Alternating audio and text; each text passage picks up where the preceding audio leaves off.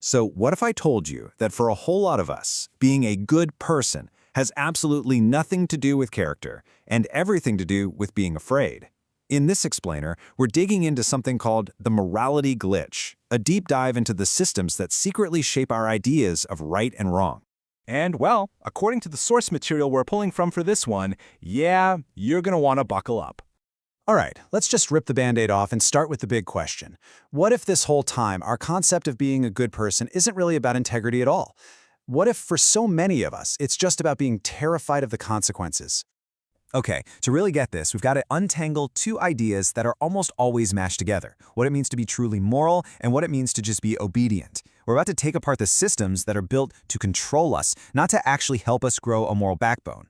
And look, our source material is not subtle about this. When your moral system is built on fear, you don't get people with strong character. What you get, consistently and predictably, is a mental health crisis.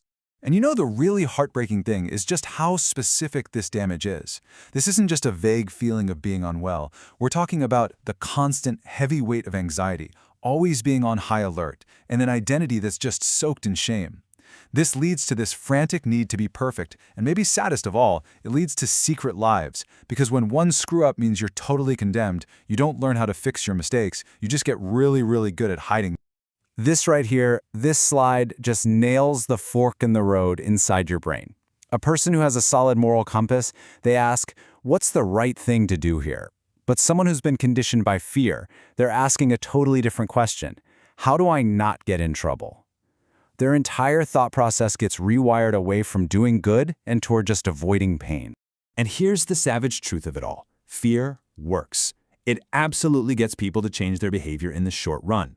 But the price you pay in the long run is just devastating. It systematically burns away a person's ability to trust their own judgment.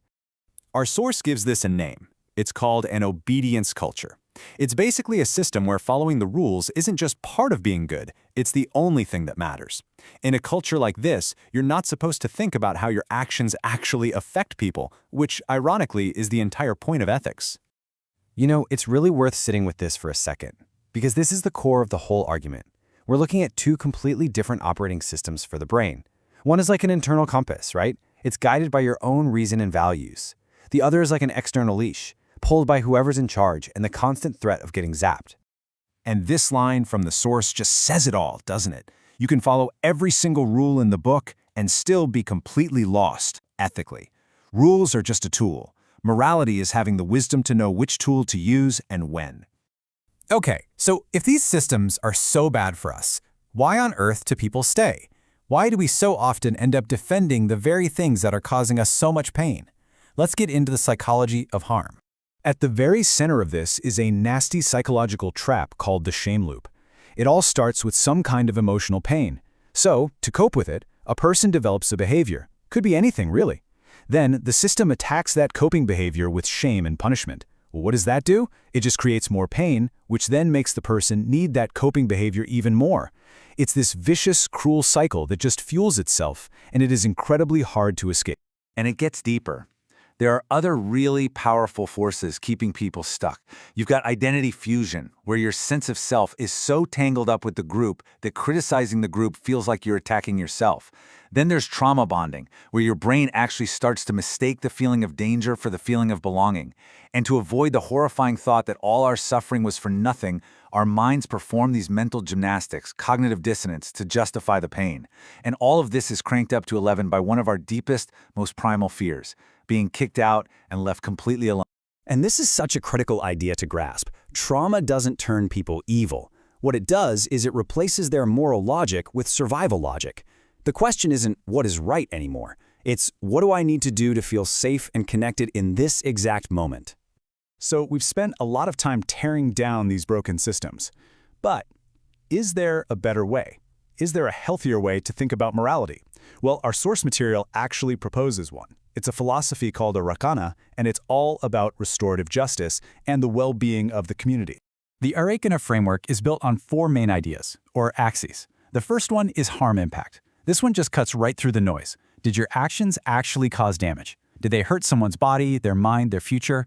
Yeah, your intentions matter, but at the end of the day, the impact, the real-world consequences, that matters more. The second axis is repair willingness. This is so much more than just saying, I'm sorry. This is about proving you're sorry with your actions. The real question here is, are you genuinely actively trying to fix the mess you made? Third up is power awareness. This system pays very close attention to how power works between people. If you use your status, your money, or any other kind of power to control someone else, that is an automatic foul. It's an ethical violation right out of the gate, no matter what happened next. And the last axis is pattern consistency. See, this is a framework that actually has room for people to be human.